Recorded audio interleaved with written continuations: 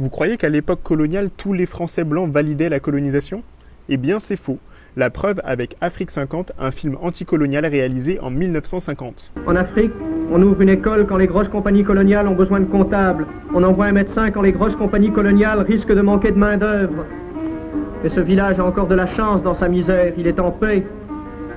Regarde ce qui guette les villages africains. Ici se trouvait le village de Palaka, dans le nord de la Côte d'Ivoire. Le chef du village n'a pu payer un reliquat d'impôt, 3700 francs. Le 27 février 1949, à 5 heures du matin, les troupes sont venues. Elles ont cerné le village, elles ont tiré, elles ont brûlé, elles ont tué. Ici, le chef de village, Sikali Ouattara, a été enfumé et abattu d'une balle dans la nuque, d'une balle française. Ici, une enfant de 7 mois a été tuée, une balle française lui a fait sauter le crâne. Ici, du sang sur le mur, une femme enceinte est venue mourir, 2 balles françaises dans le ventre. Sous cette terre d'Afrique, 4 cadavres, 3 hommes, une femme, assassinés en notre nom à nous, gens de France. Tu t'étonnes, les cases brûlées, les habitants massacrés, le bétail abattu pourrissant au soleil, ce n'est pas l'image officielle de la colonisation. Amis, la colonisation, ici comme partout, c'est le règne des vautours. Et les vautours qui se partagent l'Afrique ont des noms. Société commerciale de l'Ouest africain, 650 millions de bénéfices en 1949. Compagnie française de l'Afrique occidentale, 365 millions de bénéfices en 1949. Davom, 180 millions de bénéfices. L'Africaine française, le Niger français, la Compagnie française de la Côte d'Ivoire, c'est le trust anglo-saxon Unilever, 11 milliards 500 millions de bénéfices en une année, 40 millions par jour volés aux Africains. En échange, ces missionnaires du commerce ont introduit le progrès en Afrique. Le progrès. Voici le célèbre barrage de Markala Sansanding sur le Niger. Une turbine fournit de l'électricité aux maisons des Blancs. Mais il n'y a pas d'électricité pour ouvrir les vannes devant les péniches des grandes compagnies coloniales. Car la sueur des Noirs à 50 francs par jour revient moins cher que l'installation et l'entretien d'une turbine. Dans les champs de mil, dans les champs de coton, dans les champs d'arachide, les femmes noires, les enfants noirs travaillent. Les revenus de l'Ossieur et d'Unilever montent en flèche. Une péniche de la compagnie s'est échouée sur un banc de sable. Pas besoin de remorqueur pour la déhaler. Les nègres sont moins chers que le mazout. Si l'un se noie ou se fait croquer par un caïman, on donnera 500 francs à sa veuve. Poussé sur les bambous pour 50 francs par jour.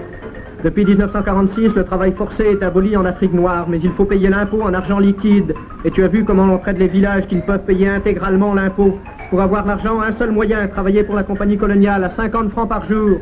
Et les Noirs poussent sur les perches, font glisser sur leurs fleuves les chargements de coton sans espoir de vêtements. Les chargements de cacao sans espoir de goûter au chocolat. Les chargements d'arachide sans espoir d'huile et de savon. Là-bas, les bateaux attendent. Les grands bateaux des compagnies coloniales attendent dans le petit matin pour s'en aller emplis des produits de la terre des nègres, de la peine des nègres. Mais peu à peu, de Dakar à Brazzaville, d'Abidjan à Niamey, le peuple d'Afrique se dresse, s'unit, cherche les raisons de cette exploitation, de cette misère, de ces meurtres collectifs. Le peuple d'Afrique, s'appuyant sur la Constitution française, demande qu'on lui rende la terre qui lui a été volée par les compagnies coloniales. Demande qu'on lui rende ses fils qu'on lui a arrachés pour les mener combattre leurs frères jaunes. Le peuple d'Afrique se dresse pacifiquement. Mais il se heurte à une administration dont même un député MRP, l'abbé Boganda, a dit qu'elle était corrompue, raciste, machiavélique, qu'elle ne représentait pas la France mais commettait des crimes au nom de la France et de la civilisation. Et cette administration colonialiste répondra aux Africains comme elle a répondu aux Malgaches et aux Vietnamiens, par la force, la matraque, la prison, le fusil. Les camions militaires surgissent, semant partout la ruine et la mort. En notre nom, à nous, gens de France. Agboville, Dimbokro, Séguéla, Dalois, Boisflé, Quétécré, des ruines, des rafles, des fusillades et des noms de villes et villages sonnant aux Africains comme des oradours.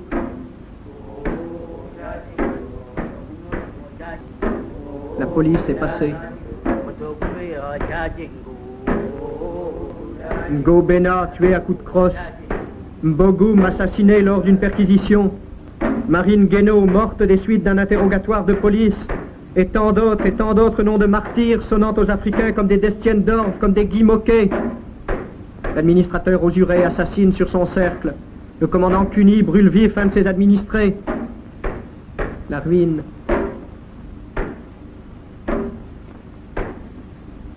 Les arrestations. Dans la prison de Bassam où croupissent 1000 Africains, Mamba Bakayoko est morte à 70 ans. Morte pour avoir lutté pour que les écoles et les hôpitaux remplacent les cours de prison. Pour que la machine serve à alléger la peine des hommes et non à préparer les voies stratégiques d'une nouvelle guerre. Pour que tous ces gosses puissent vivre en paix, puissent vivre libres et fiers.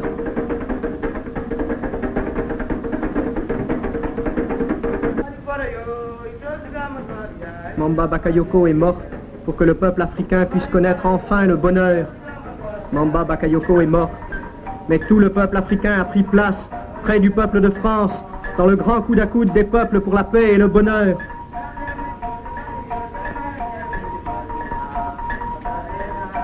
D'Abidjan à Niamey, de Dakar à Brazzaville, le peuple de France et le peuple d'Afrique sont au coude à coude. Et cette place dans la lutte commune, le peuple africain la tiendra, envers et contre tous, jusqu'à ce que soit gagnée la bataille de la vie. On vient de voir des extraits du film Afrique 50, réalisé en 1950 par le militant communiste et anticolonial français René Vauthier. Je vous explique un peu l'histoire du film.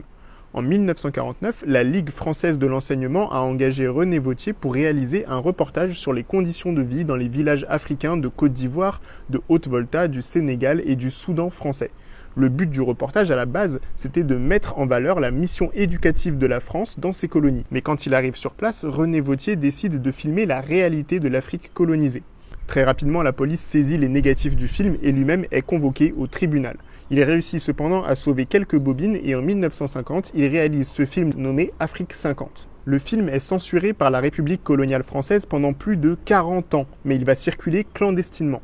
C'est le premier film anticolonialiste français et à cause de ce film, René Vauthier sera condamné à 1 an de prison. Si vous voulez voir l'intégralité du film, rendez-vous sur ma chaîne YouTube, il dure au total 17 minutes. Afrique 50 nous permet de voir qu'en 1950, tous les Français blancs n'étaient pas d'accord avec la colonisation, notamment les militants et militantes communistes qui critiquaient l'exploitation coloniale et souhaitaient voir une grande alliance internationale des peuples contre le capitalisme. Il ne faut pas oublier cette dimension politique quand on analyse les images du film de Vauthier. Petite précision, je ne veux pas faire de René Vauthier un héros ni un nouveau sauveur blanc, on est bien d'accord, hein. Il est tout à fait critiquable sur plein d'aspects et on pourra faire un épisode plus long sur YouTube pour une analyse critique de son film Afrique 50 et de la vision qu'il propose. Si j'ai choisi aujourd'hui de vous en parler, c'est parce que j'ai entendu beaucoup de gens qui justifient la colonisation en disant « c'était normal dans la mentalité de l'époque ». En fait, l'histoire est plus complexe et Afrique 50, c'est un bon exemple pour y réfléchir. En tout cas, nous avons la preuve qu'il était possible de faire la différence entre la propagande coloniale de la République et la réalité de la situation coloniale. Il existait des documents et des témoignages qui permettaient d'avoir une vision critique de la colonisation française. Alors pourquoi continue-t-on à croire qu'à l'époque, tout le monde validait la colonisation ? Bien, c'est parce que la propagande coloniale était tellement forte que beaucoup de ces documents et de ces témoignages ont été censurés par la République pour maintenir la majorité de la population française dans l'illusion de cette fameuse mission civilisatrice.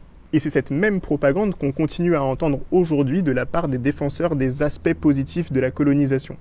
En réalité, la question n'est pas de savoir si la colonisation était positive ou négative, mais bien d'être capable d'observer les faits et d'en comprendre les conséquences politiques sur notre monde contemporain, genre aujourd'hui. Donc la prochaine fois que vous croisez des gens qui vous disent « à l'époque, tout le monde était d'accord avec la colonisation », envoyez-leur cette vidéo. Et rappelez-leur qu'il faut faire la différence entre la propagande coloniale et l'histoire de France. C'est deux choses très différentes. Merci d'avoir regardé. Si vous voulez me soutenir pour que je puisse continuer à faire des vidéos, le lien de mon Tipeee est dans ma bio. Partagez fort et à bientôt sur la chaîne Histoire Crépue. Ciao, ciao, ciao, ciao, ciao, ciao.